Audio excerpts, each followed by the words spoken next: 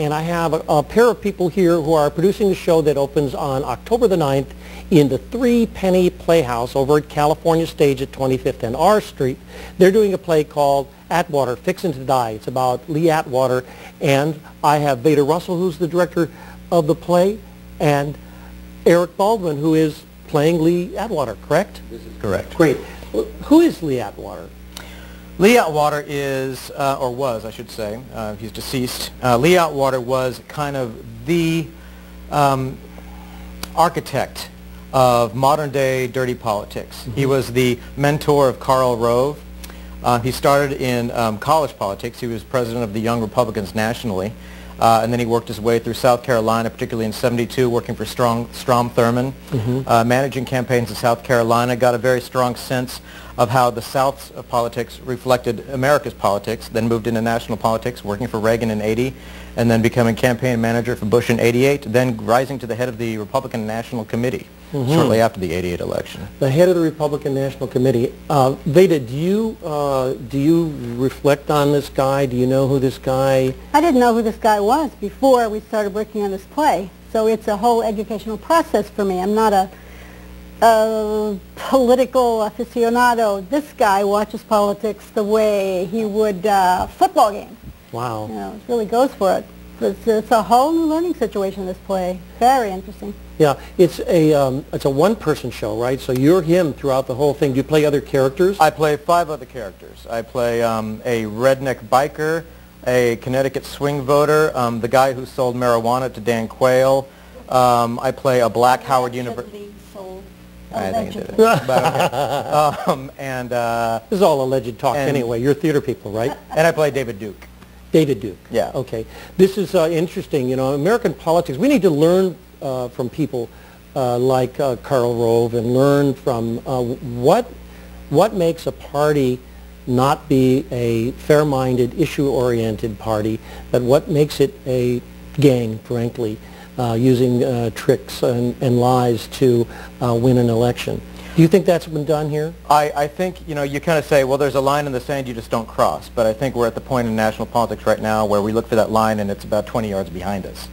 And the question is, can you put the toothpaste back in the tube? I don't have the answer to that question. Mm-hmm. I kind of worry that maybe you can't.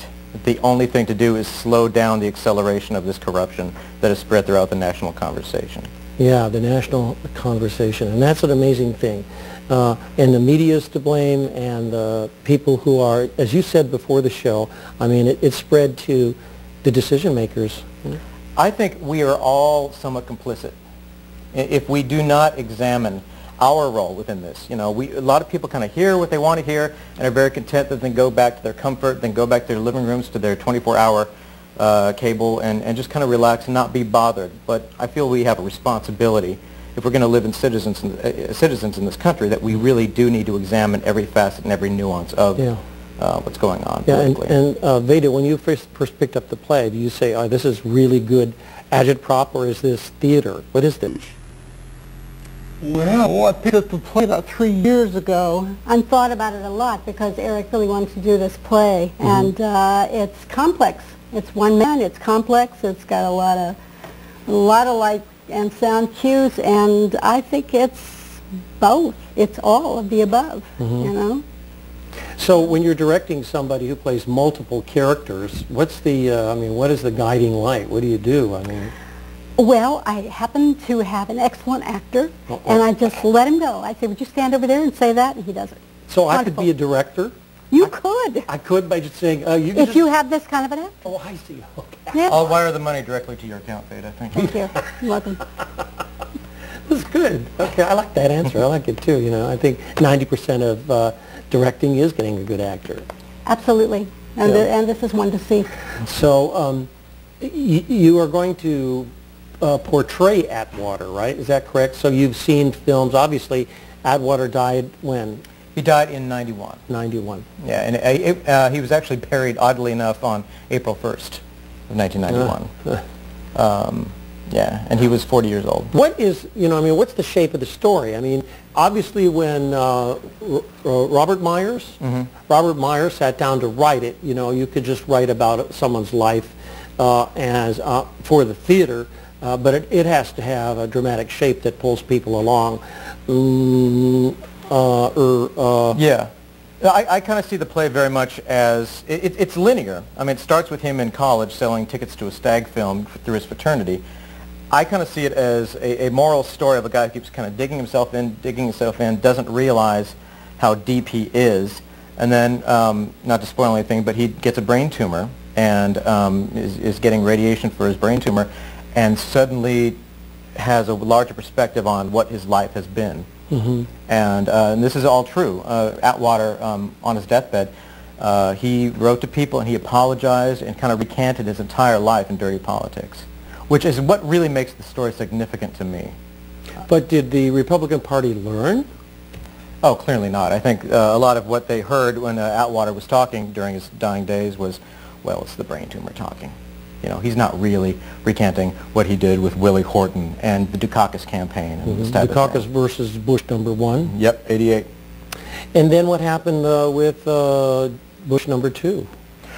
What happened was Karl Rove, you know, kind of, again, being the protege of Lee Atwater, Karl Rove went a lot farther than Lee Atwater did, but he wouldn't have had he not been the protege of Lee Atwater. He learned from him and then built on that.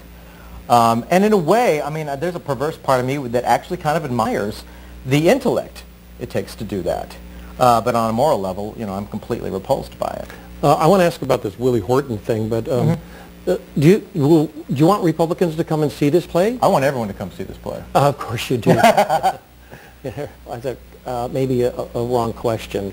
Maybe I should pose. You mean can they? Are you asking can they benefit from it? Will they be embarrassed? Will they? I don't think so. Anyone who's familiar with Lee Atwater, I believe, is going to at least understand, you know, it may be uncomfortable at times, but it's a pretty honest portrayal, I feel. Mm-hmm. Particularly the way it's written, and I'm certainly trying to play him sympathetically. I see. Otherwise, I wouldn't be interested. Vada Russell, now you directed him in a scene that we're going to see here. Could you tell us about that scene?